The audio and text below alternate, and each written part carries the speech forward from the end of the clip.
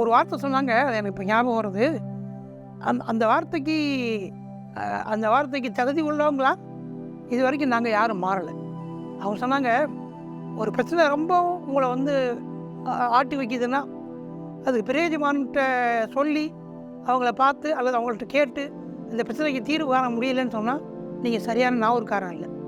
அதே மாதிரி ஒரு பிரச்சனைக்கு உங்களுக்கு ஏற்பட்டுருச்சு, நீங்கள் வந்து ரசூலுல்லாஹ்ட்ட சொல்லி அவங்கள பார்த்தோ அல்லது பார்க்காமையோ சொல்லி அந்த பிரச்சனைக்கு நீங்கள் தீர்வு காண முடியலன்னா நீங்கள் சரியான முஸ்லீம் அல்ல அப்படின்னு ரெண்டையும் சொல்லியிருக்காங்க. அதை வச்சு பார்த்தோம்னா நான் சரியான நாவூர்காரனும் அல்ல, சரியான முஸ்லீமும் அல்ல. என்னைக்கு சரியான நாவூர்காரன் ஆக போகிறேன், என்னைக்கு சரியான முஸ்லீம் ஆக போகிறேன் அப்படின்னு தெரியல. பட் அதை நோக்கிய பயணமாகத்தான் என் வாழ்க்கையை நான் முடிஞ்ச வரைக்கும் முயற்சி பண்ணிகிட்டே இருக்கேன். அரபியில் கணக்கு போட்டு பார்க்குற ஒரு பழக்கம், அதை வந்து அப்ஜதுன்னு ஒரு கணக்கு போட்டு பார்ப்பாங்க பொதுவாக, அப்ஜது கணக்குன்னு. அதுக்கும் மேலே ரமல் அப்படின்னு ஒரு கணக்கு இருக்குது. அது என்னன்னு தெரியல எனக்கு, ஆனால் அது பேர் ரமல். அந்த ரமல் கணக்கு போடுறதுல வந்து மாமா எக்ஸ்பர்ட், விற்பனர் அவங்க. அதை பற்றி ஒருத்தரும் பேசுனாங்க. அப்போ நான் ஆர்வம் மிகுதியால், மாமா ரமல் கணக்கு ஒரு நாளைக்கு எங்களுக்கு சொல்லிக் கொடுக்கணும், எனக்கு சொல்லிக் கொடுக்கணும்னு கேட்டேன். கேட்டு நல்லா ஏச்சு வாங்கிட்டேன். என்ன லூஸ் மாதிரி கேள்வி கேட்டுக்கிறேன், அர்ஷம் மொல்லாலன்னு பேசிகிட்டு இருக்கோம், நீங்கள் ரமல் கணக்கு கிமல் கணக்குன்ட்டுருக்கேன்னு சொல்லி அடிக்காத குறையாக திட்டி விட்டாங்கன்னு வச்சுக்கோங்களேன். அப்போ அவங்க ஒரு தகவல் சொன்னாங்க. அவங்க ரொம்ப காலத்துக்கு முன்னே நடந்த, வருடங்களுக்கு முன்னே நடந்தது. ரமல் போடுற கணக்கில் போடுற ஒரு பெரிய விற்பனர் ஒருத்தர் நாவூரில் இருந்தார். அவரை வச்சு தான் புழச்சிட்டு இருந்தார். அப்போ நிறையாவே இருப்பார், கணக்கு போட்டு வர மனத்தை சாப்பிடுவார். அப்போ கொஞ்ச நாள் அவருக்கு ரமல் கணக்கு போட்டு பார்க்க யாருமே வரலை. அப்போ ரொம்பவும் பசியில் இருந்தார். அப்போ ஒரு நாள் அஜய் மாமா அவரை பார்த்து அவர் பசியில் இருக்காருன்னு புரிஞ்சுக்கிட்டு அவரை கூட்டிகிட்டு போய் அவங்களுக்கு பராட்டா ஏதோ வாங்கி கொடுக்குறாங்க. வாங்கி கொடுத்து என்ன பண்ணாங்க, ஒரு சந்தேசம் கொடுக்குறாங்க. அவர் ரமல் கணக்கு போடுவாருங்கிற அவர் இவங்ககிட்ட சொல்லலை. நான் இவங்களுக்கு தெரிஞ்சிருது, இவங்க நேசம் இல்லையா, இவங்களுக்கு பார்த்தவரே தெரிஞ்சது.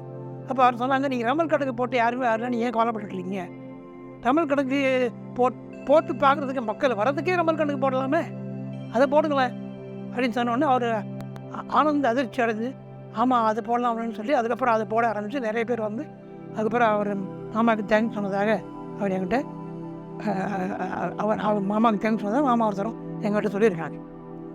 அஜத் மாமாவுக்கு நான் ஒரு ஸ்பெஷல் டிசைபிள். அது என்ன காரணம்னா, எனக்கு பெருசாக அறிவு இருக்குது, அதெல்லாம் காரணம் இல்லை. எனக்கு பெருசாலாம் அறிவு கிடையாது. நான் ஒரு முட்டாள் தான் அஜத் மாமா ப்ரூவ் பண்ணாங்க திரும்ப திரும்ப. என்னுடைய அறிவுலாம் இலக்கிய அறிவு. அது இலக்கியம் படிக்கிறதுக்கும் அதை சொல்லித்தரத்துக்கும் ஒரு பேராசிரியராக இருக்குது பயன்பட்டு. வாழ்க்கையில் வந்து சாதாரண மனுஷன் உள்ள அறிவு கூட எனக்கு இல்லை அப்படிங்கிறதான் நிதர்சனம். அந்த வகையில் முட்டாளாக தான் நம்ம இருந்திருக்கோம், இருக்கிறோம் பல நேரங்கள். ஆனால் முட்டாள்னு தெரிஞ்சுக்கும் போது கொஞ்சம் அறிவு வந்துடும். அந்த அறிவு தான் வந்துட்டுருக்கு. ஆமாட்ட வந்து அம்மா ஒரு பயிற்சி கொடுத்தாங்க எல்லாருமே. அதை நான்லாம் வீட்டில் இருக்கும்போது பண்ணும்போது அன்றைக்கி நைட்டு படுத்து வரும்போது எனக்கு ஒரு கனவு வந்துச்சு. அந்த கனவுல என்னென்னா, அல்லாஹ் அப்படிங்கிற எழுத்து அரபிக்கில் அலிஃப் லாம் லாம் ஹே, கோல்டில் ஒரு ஜெல்லி மாதிரி, ஜெல்லியே கோல்டாக இருந்தால் அப்படி சாப்பிட்ற ஜெல்லி இருக்கு இல்லையா, அதுலேயே கோல்டாக இருந்தால் எப்படி இருக்கும், அது மாதிரி மேலேருந்து அந்த அல்லாங்கிற லெட்டர் வந்து கீழே விழுது, ஒன்றா விழுவுது.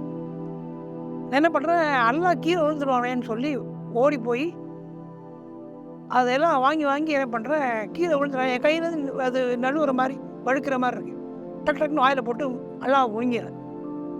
அல்லாஹ்ல ஒரு இடத்தோட பாக்கி இல்லாமல் எல்லாத்தையும் முழுங்கிட்டேன். அப்பா அல்லாஹ் கீழே விழாமல் காப்பாற்றிட்டாங்கிற மாதிரி ஒரு ஃபீல் எனக்கு. அந்த மாதிரி ஒரு கனவு, எல்லாத்தையும் முழுங்கிட்டேன். இப்படி ஒரு கனவு வந்துச்சு. இதை நான் அடுத்த வாரமோ மாமா பார்க்க போனப்போ எல்லோரும் உட்காந்துருந்தாங்க. அப்போ மாமா டீ குடிச்சேன். எப்போவுமே டீ குடிச்சு தானே இருப்பேன், டீ குடிச்சிருந்தேன். இந்த கனவை சொன்னோன்னு டீ குடித்ததை இப்படி கீழே இறக்கிட்டு, அட அருமையான கனவு இருக்குப்பா, இதெல்லாம் ஒரு 2 வருஷம் 3 வருஷம் கழிச்சு தான் வரும், உனக்கு போய் வந்துச்சேன், இந்த டீ குடி அப்படின்னு அவங்க குடிச்சிக்கிட்டு இருந்த டீயை பாதி டீயை எனக்கு கொடுத்து குடின்னு சொன்னாங்க. அதனால் நான் கொஞ்சம் ஸ்பெஷல் அப்படின்னு எனக்கு ஒரு நினப்பு இன்றைக்கி வரைக்கும் இருந்துட்டு. அஜத் மாமா வஃபாத் ஆகிறதுக்கு முன்னாடி வந்து என்கிட்ட இன்ஃபார்ம் பண்ணாங்க, இந்த மாதிரி வஃபாத் ஆக போகிறேன் அப்படின்னு சொல்லி. ஓப்பனாக இல்லை, குறிப்பாக. அதுவும் எனக்கு புரியலை. என் மனைவி தான் புரிஞ்சுது. ஒரு கனவு வந்தது எனக்கு. ஏத் மாமா ஒஃபாத் ஆகிறது ஒரு நாளைக்கு முன்னாடி அப்படின்னு நினைக்கிறேன். ஆம்பூரில் இருக்கேன்னா ஏத் மாமா வழக்கம் போல் அந்த சாய்மானா காளி அந்த ஈஸி சேரில், அந்த உடன் ஈஸி சேரில் துணி போட்ட உடன் ஈஸி சேரில் உட்காந்துருக்காங்க. தம்மு வழக்கம் போல் எடுத்துட்டுருக்காங்க. நான் கீழே போடுற செங்கல் மாதிரி ஏதோ இருக்குது, எடுத்து உங்கள் கால்கிட்ட வச்சுக்கிட்டு இருக்கேன். அப்போ நான் கேட்குறேன் அவங்கள்ட்ட, மாமா நாங்கள்லாம் உங்களை மாதிரி எப்போ ஆகும் அப்படின்னு கேட்குறேன். அவங்க சொன்னாங்க, அதெல்லாம் விட்டு கல் எடுத்து வை அப்படிங்கிறாங்க. கல் எடுத்து வச்சுருக்கேன். அவங்க உட்காந்துருக்க இடம் வந்து எப்போதும் அந்த சாயமான காலி வீட்டுக்குள்ளே உட்காந்துருப்பாங்க. இப்போ ஒரு தோட்டம் மாதிரி இருக்குது, அதில் உட்காந்துருக்காங்க. இவ்வளோ தான் கனவு. கனவு பண்ணோடனே எனக்கு தாத்பரியம் இம்பார்ட்டன்ஸ் புரியலை எனக்கு. மறுநாள் காலையில் எனக்கு ஃபோன் வந்து அஜித் மாமா அஃபாத் ஆகிட்டாங்கன்னு சொல்லி. இப்போ மனைவிட்ட சொல்கிறேன், மாமி தான் வரான், அதுதான் அவங்கள்ட்ட சொல்லிட்டு போக தான் வந்திருக்கா கனவுல. அது வந்து இந்த க்ரீனாக தெரிஞ்சது வந்து தோட்டம் மாதிரி தெரிஞ்சது மைதாங்குள்ள தான் அப்படின்னு ஒரு வார்த்தை. எங்கள் ஊர் பாஷை மைதாங்குள்ள அப்படின்னு ஹபரிஸ்தான் 100% கரெக்ட். அது மைதாங்குள்ள. இப்போ இறந்து போகிறதுக்கு முன்னே அவங்களுக்கு பிரியமான டிசைபிளாக இருந்த என்னிட்ட வந்து நான் கிளம்புறேன் அப்படின்னு சொல்லிட்டு போயிருக்காங்க. கல் எடுத்து வை அப்படின்னு சொன்னால் அதோடைய அர்த்தம் என்னான்னு தெரில. எனக்குள்ள வேலையை நீ கொஞ்சம் செய் அப்படின்னு அதை எடுத்துக்கிறேன் அப்படின்னு சொல்லிட்டு அவங்க அதை போயிருக்காங்கன்னு தான் நான் வந்து நம்புகிறேன்.